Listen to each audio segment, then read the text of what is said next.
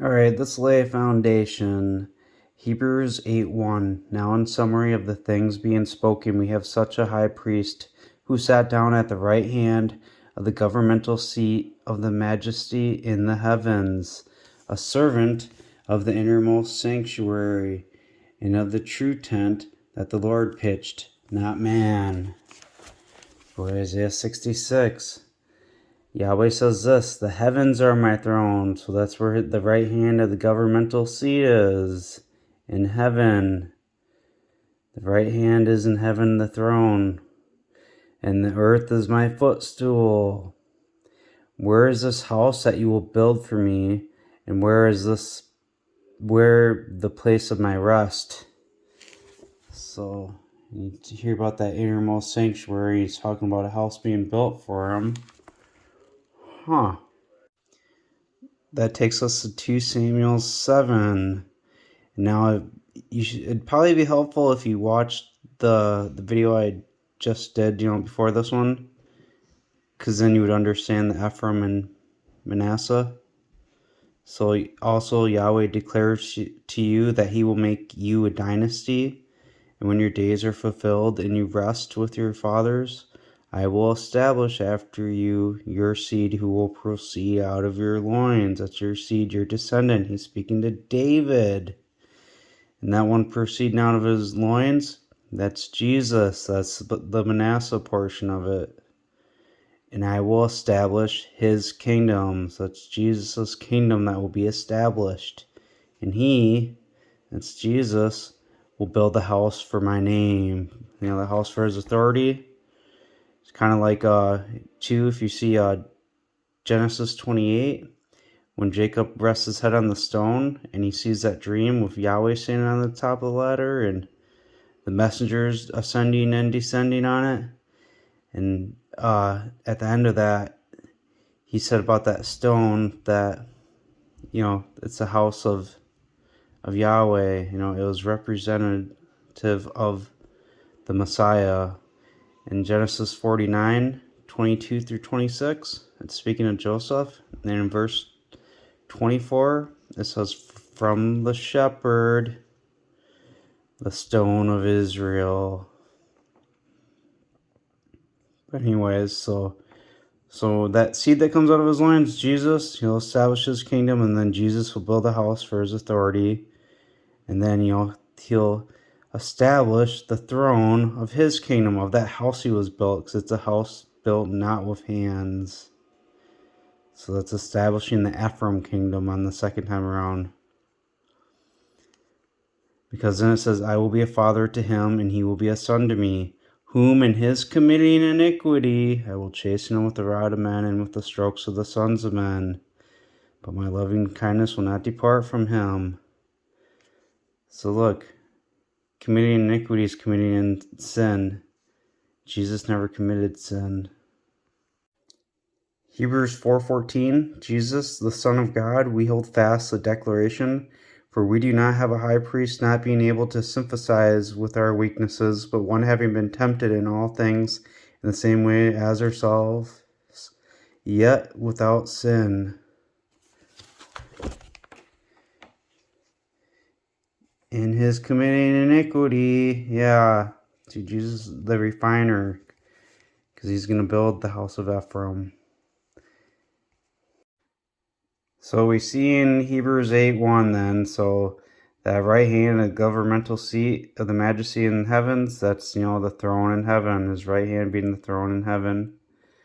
And we know the earth's his footstool, but Jesus is a servant of the innermost sanctuary and of the true tent that the Lord pitched, not man.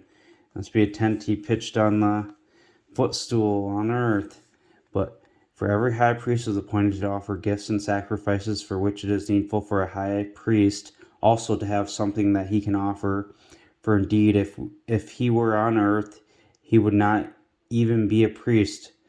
There are already being priests who offer the gifts in accordance with the law, who serve of representation of shadow of heavenly things, as Moses was divinely instructed when being about to construct the tabernacle. For he said, make everything in agreement with the pattern shown to you on this mountain. But now he has obtained a more excellent service, and much more so is he also a mediator of a better covenant, which has been enacted on the basis of better promises. So all those things we're seeing in the Old Testament, they were foreshadows of heavenly things to be made.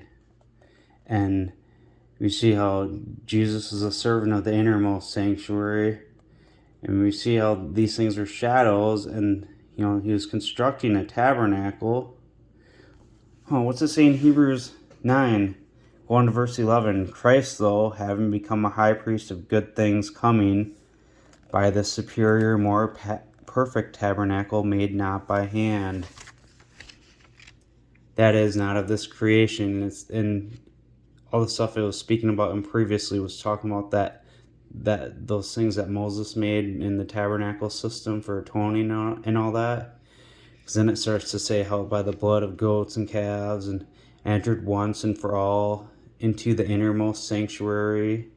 Because it did take 2 sacrifices back in the Old Testament, but people tend to forget that. But see, Jesus is that more perfect tabernacle, not made by hands, who is a servant of the innermost sanctuary that he pitched. Jesus is building a house. But let's go to chapter 9, verse 1. Then even the first did indeed have judicial requirements of divine service and the furnished sanctuary. Remember, they're shadows of heavenly things.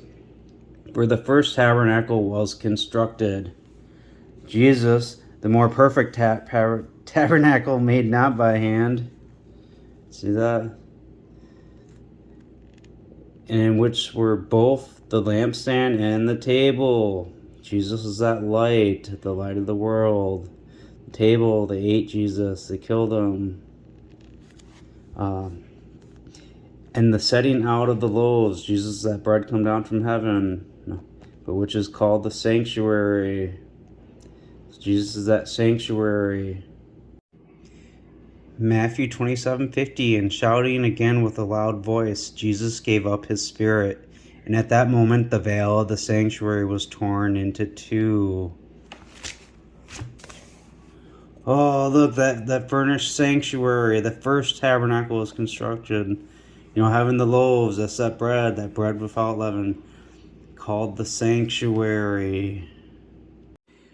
Speaking of foreshadowings in the Old Testament, Leviticus 10:12. I'm going to start midway through it. Take the meal offering that remains from the offerings of Yahweh made by fire, and eat it without leaven beside the altar, for it is especially dedicated. And you shall eat it in the sanctuary, because it is your portion and your son's portion from the sacrifices of Yahweh made by fire. For this is what I have been commanded. And that's specially dedicated. I believe you might want to look this up and verify it, but it's translated like the most holy or holy of holies in some other Bibles. Which, what is innermost sanctuary in here is other Bibles will put the holiest of holies, so you can see that connection.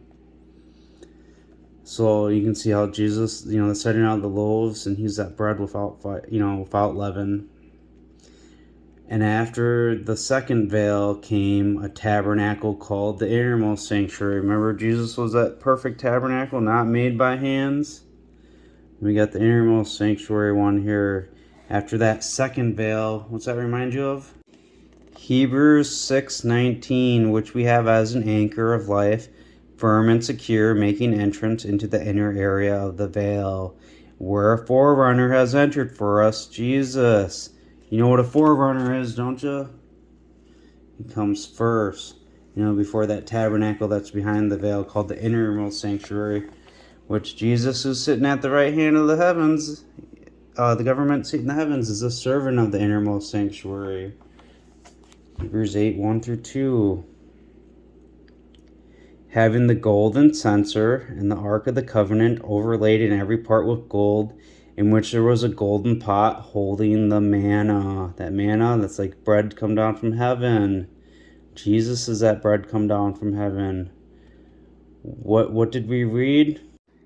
Leviticus 10:12, that Yahweh made by, the offerings of Yahweh made by fire, and eat it without leaven by the altar, for it is especially dedicated. Now you get down to like verse 17. Why have you not eaten the sin offering in the sanctuary, seeing that it is especially dedicated? Like that innermost sanctuary, the Holy of Holies. And he has given it to you to remove the iniquity of the assembly, to make atonement for them before Yahweh. Look now, its blood was not brought inside the sanctuary. You should have eaten it in the sanctuary, as I commanded. Let's be inside that innermost sanctuary, huh? Holding the manna and stuff, the Ark of the Covenant, the golden pot holding the manna, and the rod of Aaron which budded, and the tablets of the covenant, and above it the cherubim of glory overshadowing the mercy seat. See how that was for forgiveness, the atoning of the assembly. You get the mercy seat, concerning which it is not now time to speak in detail, but now these things have been prepared in a way that the priests at all times enter into the first tabernacle, carrying out services. And so this is foreshadowing, and kind of, you gotta be able to perceive these things. But the high priest goes into the second alone once in the year, not without blood, that he offers for himself and the sins of the ignorance of the people. The Holy Spirit signifying this, the way into the innermost sanctuary had not yet been brought to light while the first tabernacle was still standing. See, Jesus had to die first, go away, and then the counselor could come. John 16:7, but I speak the truth to you. It is to your advantage that I should go away. For if I do not go away, the counselor cannot come to you. But if I depart, I will send him to you. Back in Hebrews 9, so all that we just read, while the first tabernacle was still standing, so which was a figure pointing to present time. Just like he said, in verse 8, how these things, 8:5, who serve a representation and shadow of heavenly things. That's the ones not made without hands. The ones that are called of God. But so it was a figure pointing to present time. So it's basically letting you know here that these are speaking about the foreshadowed heavenly things. And obviously when Paul wrote this, David Ephraim wasn't here yet. So which gifts and sacrifices were offered, not being able to make the worshiper perfect in regards to conscience, consisting only of foods and drinks, washing rituals, flesh-natured requirements, imposing until a time of reform. So Christ, having become the high priest of good things by the superior, more perfect tabernacle, not made by hand. So that just lets you know, like what I just told you was true.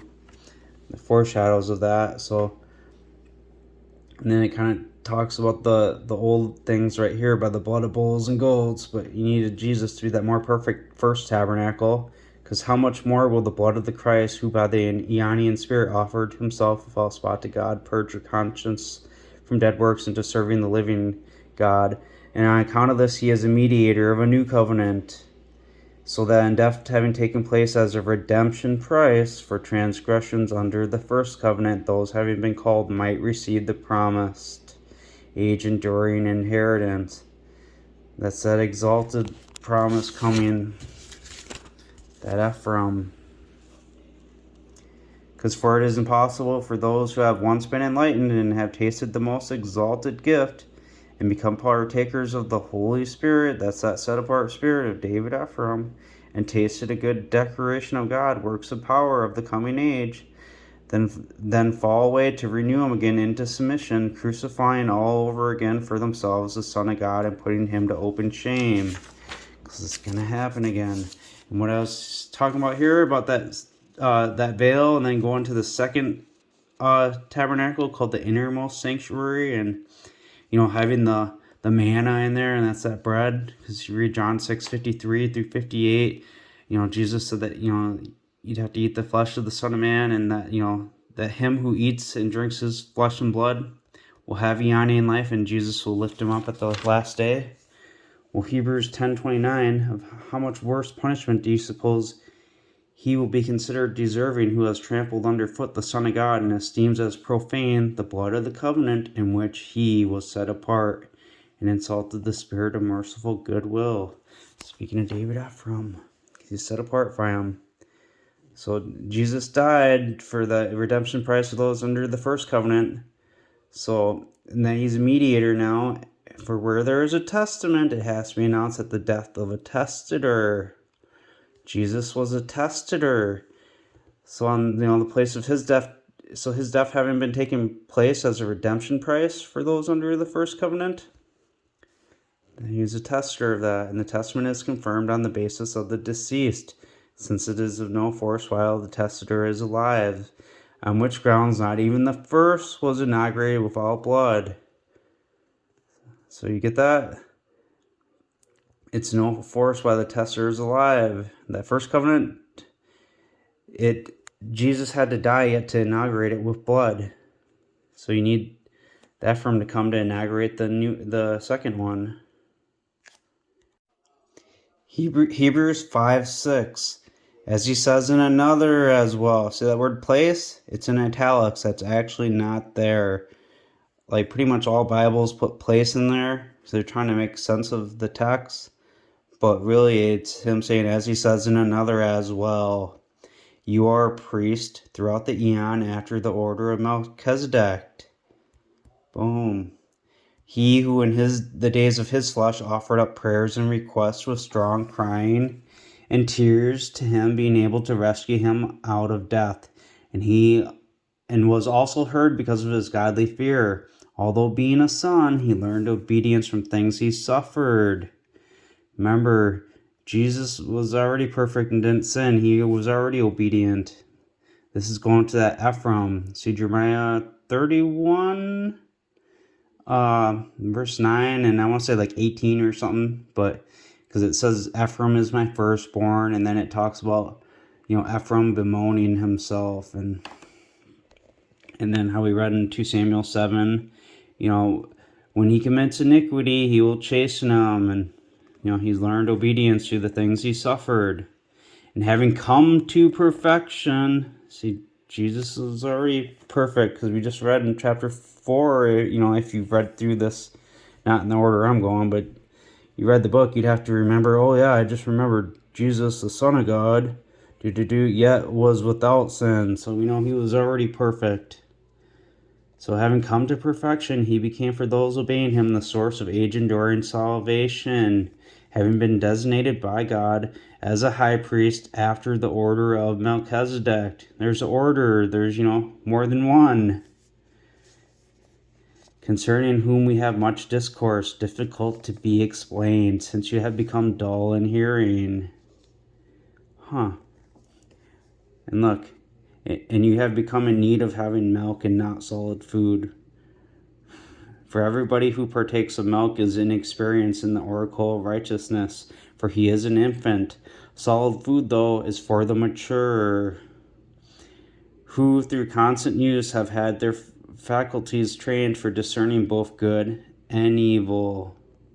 So, and it even gets funny up here in verse 9 of chapter 6. But concerning you, richly loved, we have been persuaded of better things connected with salvation, even though we speak this way. See, he's letting you know, he's telling you that, he said you're dull in hearing, and there's much discourse, and, you've been having need of milk and not solid food, even though we speak this way, because it's a whole parable in these writings. And anyone saying that Paul's not a prophet of God, they're an idiot. Like, how else am I going to put it? They're just liars, Judahites. So back in Hebrews 9 again quickly on that verse 15. So Jesus being the mediator of that new covenant, because, he inaugurated it on his blood. Because on which grounds not even the first was inaugurated without blood. So as a redemption price for transgressions under the first. So obviously we need one under the second. So those having been called, those ones that are, now Christians, might receive the promise of age-enduring inheritance. Now you get to chapter 10, so, being set apart by the blood of the covenant. Get down to verse 36. For you have need of patience, so that having done the will of God, you might receive the promise. For in just a little while yet, the coming one will be present, and he will not delay. So now the righteous man will live by faith, but if he draws back, I myself will have no pleasure in him. That's Habakkuk 2, 3 through 4.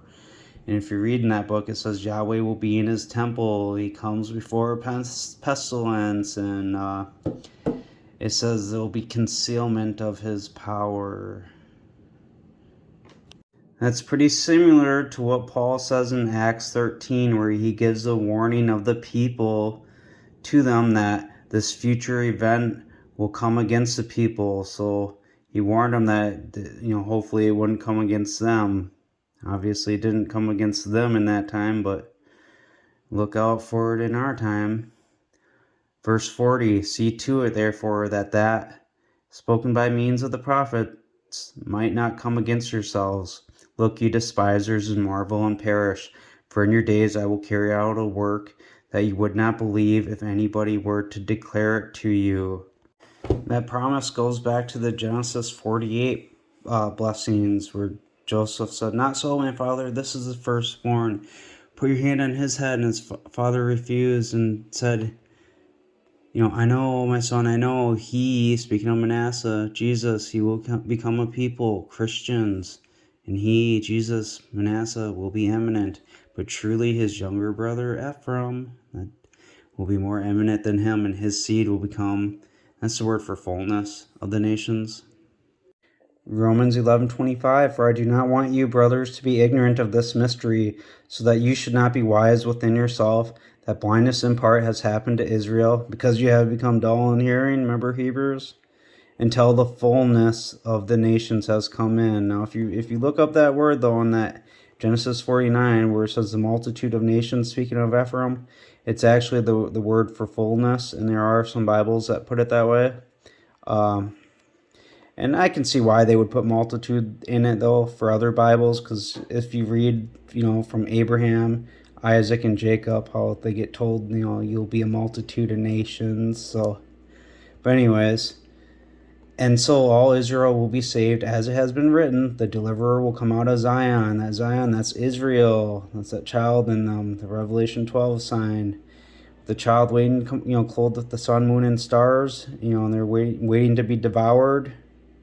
It's Ephraim that's going to be killed, and he will turn away ungodliness from Jacob, and this will be the covenant from me to them when I take out of the way their sins. What we read in Leviticus 10? Why didn't you eat the sacrifice?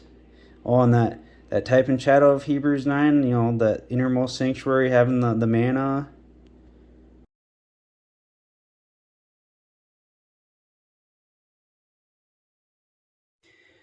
So that's Strong's 4393, where we see multitude of nations. It's for the word fullness. And so how we read, I know, my son, I know, he will become a people, so Manasseh will become Christians. And Manasseh will be eminent, but truly his younger brother, that's Ephraim, will be more eminent than him, and his seed will be the fullness of the nations. I'll show you another Bible. And his father refused and said, I have known, my son, I have known. He also will become a people. Manasseh, so Jesus, will become Christians. And he is great. And yet, his younger brother is greater than he, and his seed, so that's Ephraim, his seed, his descendant of Ephraim, is the fullness of the nations. So he will be the one that fills all. It's that same fullness from Romans 11:25 through 27. Blindness in part has happened to Israel until the fullness of the nations come in. And then it says, the deliverer will come out of Zion to take away sin. And it's funny, too, when you go back in Genesis 48, when it was just speaking about the fullness of Ephraim and all that. Just before there in verse 16, the angel, should be messenger, but the messenger who delivered me from every evil, exalt the boys and let my name be in them. So this authority he has, because it's that covenant that goes from Abraham to Isaac to Jacob to Manasseh and Ephraim, which then you read the oath is between Jonathan the son of Saul and David. And Deuteronomy 33:17, Ephraim has slayed his tens of thousands and Manasseh his thousands. And you can see in 1 Samuel, I think it's 18, and also chapter 29, it talks about then the women sang and danced. David has killed his tens of thousands and Saul his thousands. And there's your clue right there that they're, Ephraim and Manasseh. And David married a wife, or a daughter, of Saul. So, when you have relations like that, the two become one flesh. And so even at the beginning of Genesis 48, because Jacob said to Joseph, El Shaddai appeared to me at Luz in the land of Canaan, and he blessed me. Mark this, I will make you fruitful, multiply you, and I will make you a company of people. He's going to make you Christians. So, and I will give this land to your seed after you for an enduring possession. And now your two sons, Ephraim and Manasseh, who were born to you in the land of Egypt. And just think about it. He's just talking about giving them to your seed for a possession, that land. He's kind of giving you a hint. Like, look, Ephraim and Manasseh, they're going to be the possessors of that land eventually. But who were born to you in the land of Egypt before I came to you into Egypt, they are mine. Like he said, let my name be in them in verse 16. Like Reuben and Simeon, they will be mine. Remember, Reuben defiled his father's bed, so his attributes he gets for the firstborn go to Ephraim. So they will be mine. And your children, speaking of Joseph then, who you father after them will be yours. No, they, remember he's speaking to Joseph, and he's talking about the Ephraim and Manasseh, who he just said would be his. So they, Ephraim and Manasseh, will be called after the name of their brothers and their inheritance. Their brothers that are going to be that company of people that, are going to be Christians. So Ephraim and Manasseh being called after that name of their brothers, and that name will be called Christ. So Psalm 110, see if you understand it now. The voice of Yahweh said to my Lord, said to Jesus. He just heard the voice of Yahweh because he's the invisible God. So he said to Jesus, sit at my right hand until I place your enemies as a stool for your feet. So sit at my right hand, that's his throne in heaven. Your enemies as a stool for your feet, that footstool on earth. So he's going to place his enemies on earth. There'll be a stool for his feet. So Yahweh, speaking to Jesus, will send the rod of your strength out of Zion to exercise rulership over your enemies. That one that's at David Ephraim, that's on earth. Because Jesus is told to sit at his throne in heaven until his enemies are made a stool for his feet. And so that rod of his strength, that's who's going to exercise rulership over the enemies.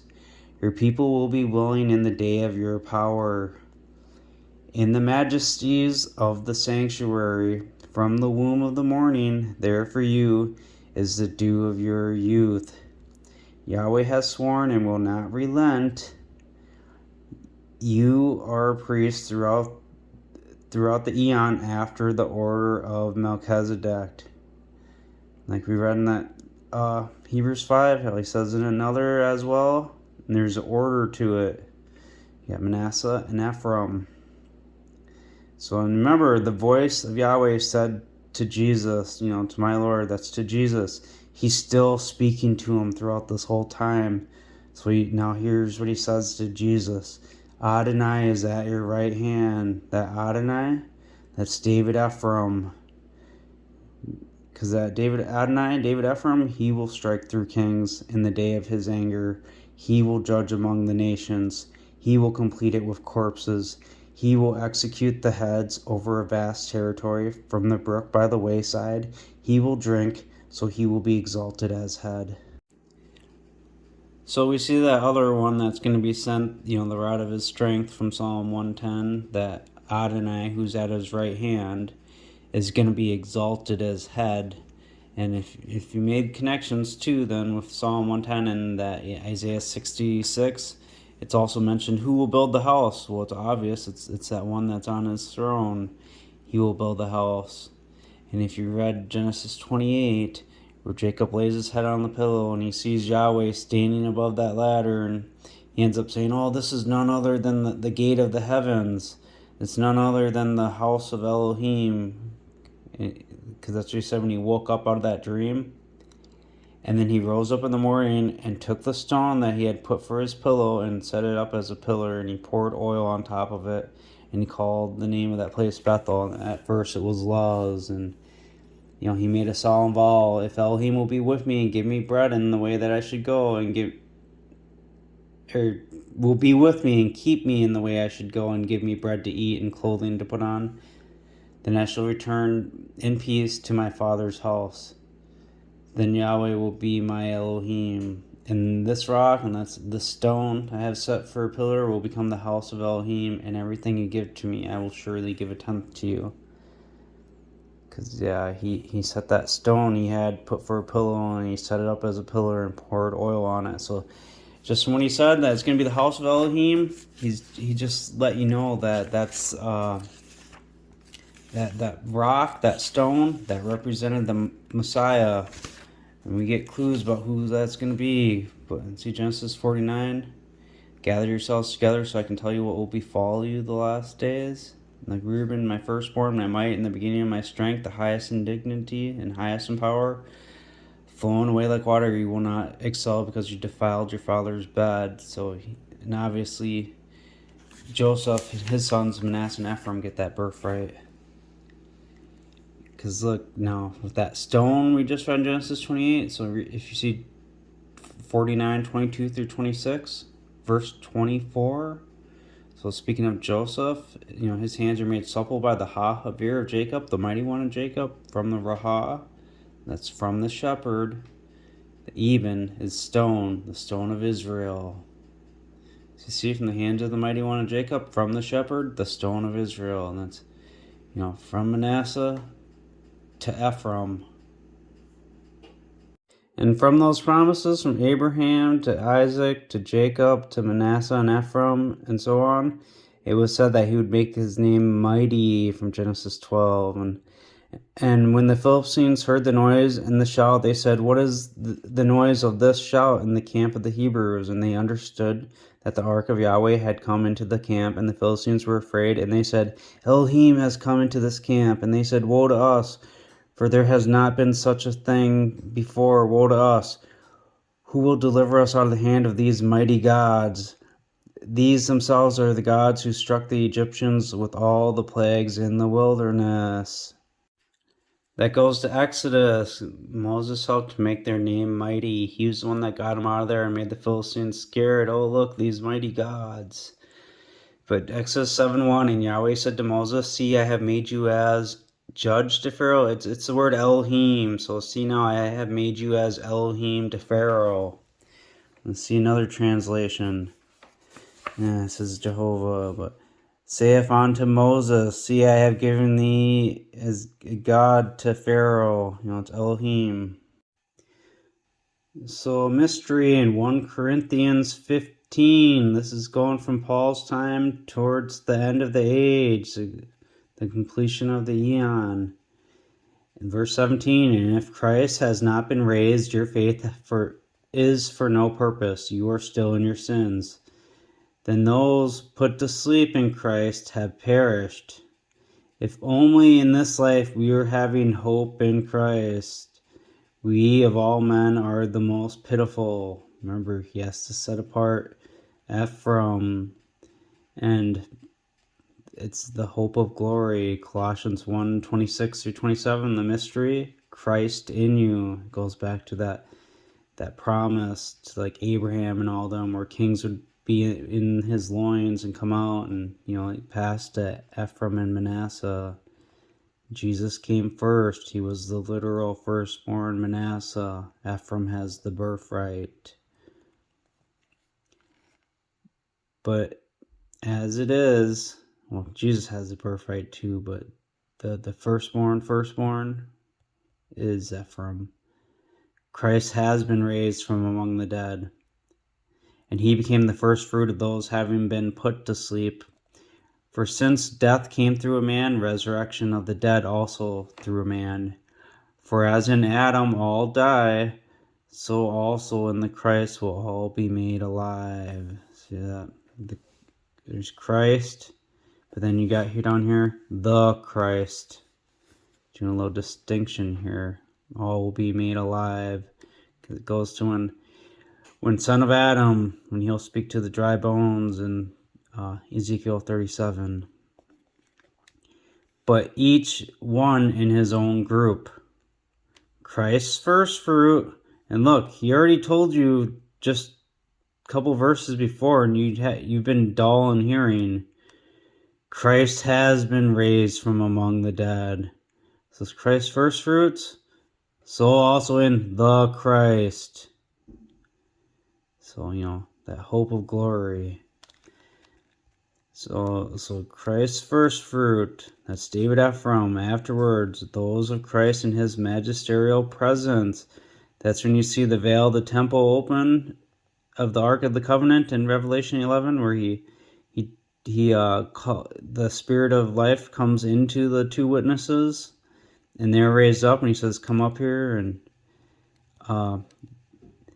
then so that's that resurrection.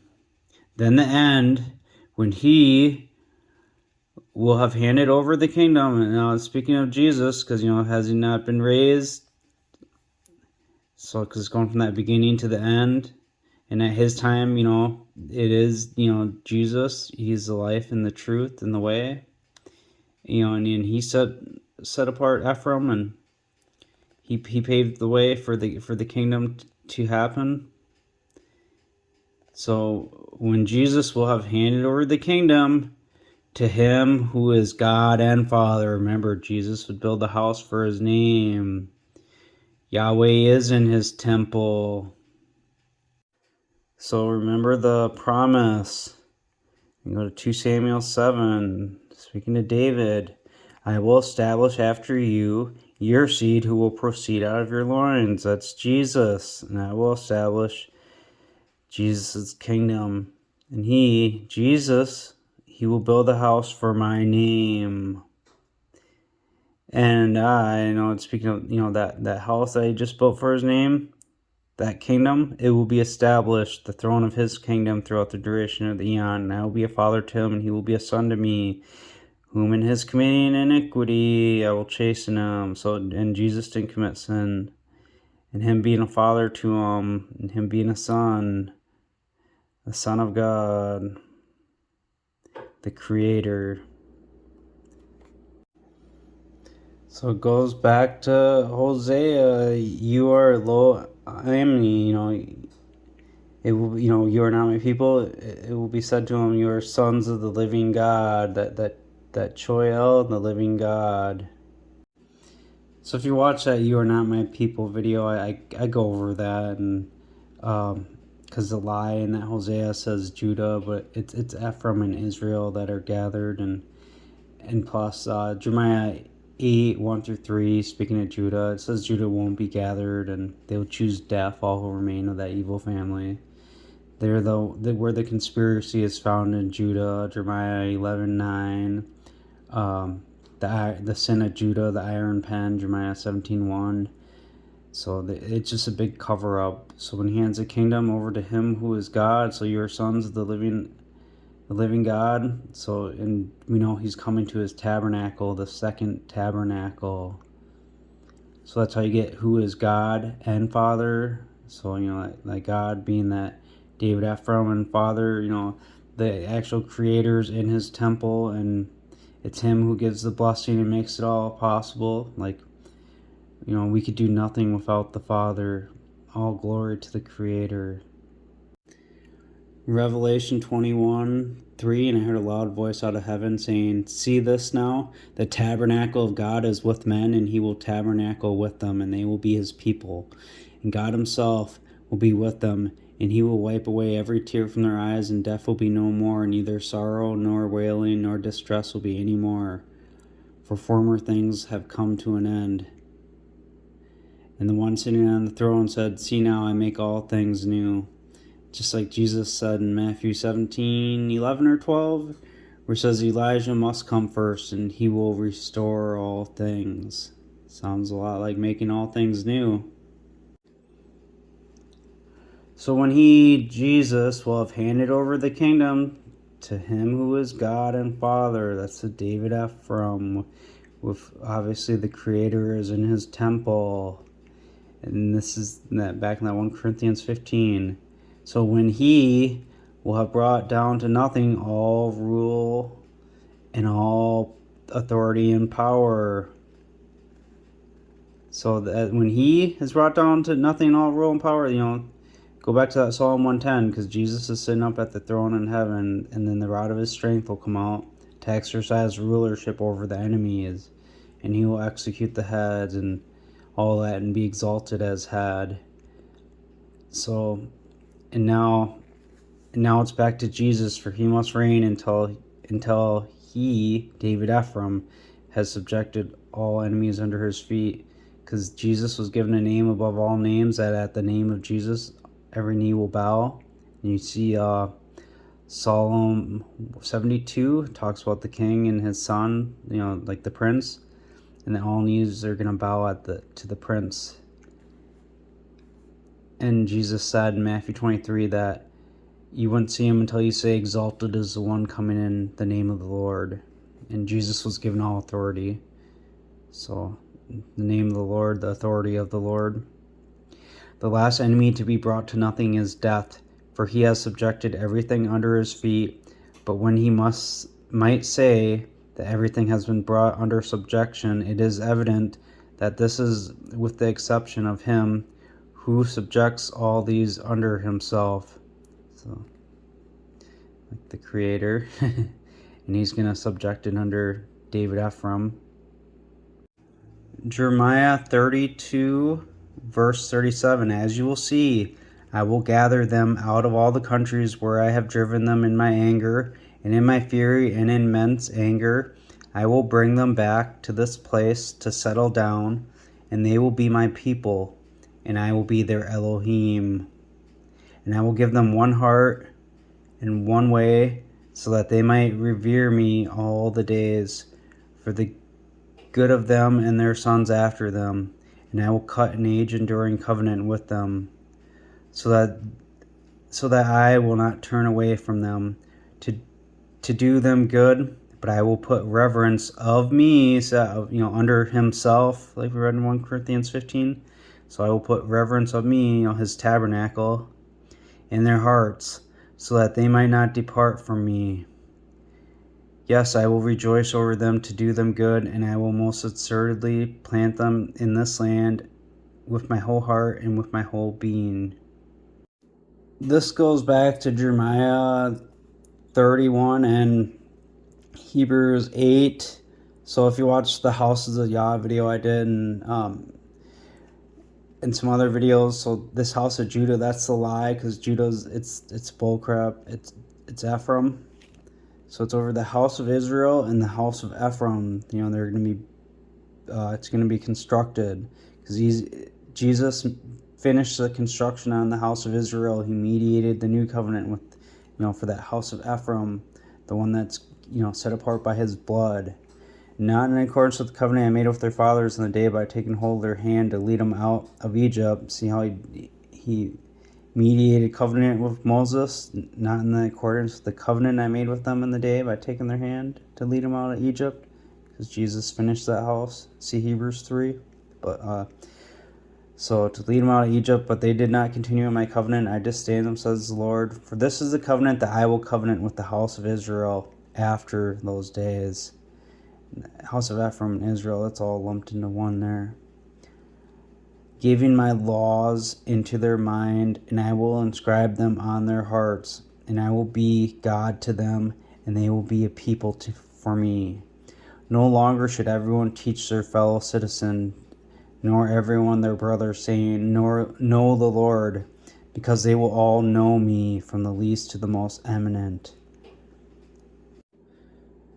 So you see how in Jeremiah he'll give them a heart to know him and love him with all their being, and you see how that connects with that Hebrews and with the covenant. They'll all know him. So with the exception of him who, the Creator, who subjects all these under himself being his tabernacle, David Ephraim. He's going to give you a heart to know him. And whenever all these have been brought into subjection underneath him, the Ephraim, then the Son himself, Jesus, who himself will be brought into subjection to him. That's the Ephraim, or the Creator in Ephraim, him who is God and Father, because he's in his house, who's going to exercise rulership over all the enemies, because he who brought all these into subjection under himself. So Jesus and him are one, but it's in unity. But the kingdom's going to David Ephraim, so that God might be everything and everybody.